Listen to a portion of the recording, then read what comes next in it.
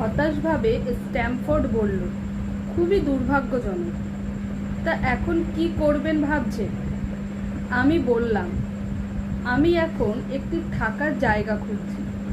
যদি মোটামুটি সামর্থ্যের মধ্যে একটু নির্ঝঞ্ঝাট থাকার বাসস্থান পাই, এই আর কি। এটাই একটি অদ্ভুত ব্যাপার, স্ট্যামফোর্ড বলল। আপনি আজ দ্বিতীয় ব্যক্তি যিনি ওই কথা বললেন। প্রথম ব্যক্তি কে? আমি জানতে চাইলাম। একজন লোক যিনি হাসপাতালে কেমিক্যাল লাইব্রেরিতে কাজ করেন।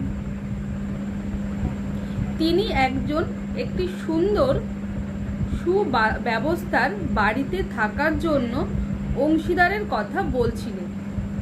সত্যি অবাক কাণ্ড। আমি উৎফুল্ল হয়ে বললাম, যদি তিনি সত্যি একজন থাকার ও খরচের ব্যাপারে অংশীদার পেতে চান, তাহলে আমিই সে ব্যক্তি। আমি তো একা থাকার চাইতে একজন সঙ্গী পেতে চাই। মদের গ্লাস নাড়তে নাড়তে একটু গম্ভীরভাবে বললেন, আপনি এখনো শার্লক হোমসকে চেনেন না মনে হয়। আপনি বরাবরের মতো তাকে সঙ্গী বা সাথী হিসাবে পাবেন না। কিন্তু কেন? তার কি বিরূপতার কিছু আছে নাকি?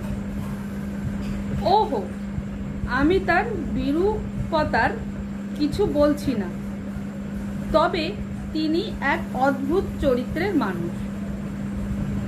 তার ধ্যান ধারণা বিজ্ঞানের বিষয়ে অনুসন্ধিৎসা।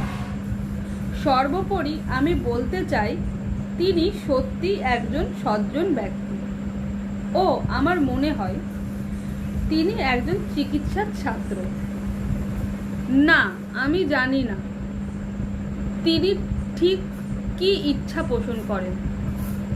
তার অ্যানাটমি সম্বন্ধে যথেষ্ট জ্ঞান আছে বলে আমার মনে হয়। তাছাড়া রসায়নে তিনি যথেষ্ট দক্ষ। তবে আমি যতদূর জানি, তিনি নির্দিষ্ট নিয়ম নীতি মেনে কোনো মেডিকেল ক্লাস করেননি। তার অধ্যবসায় বেশ অদ্ভুত।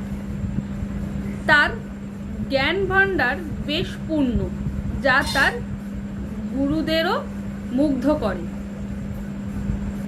গল্পের পরবর্তী অংশ পেতে হলে চ্যানেলটি সাবস্ক্রাইব করো।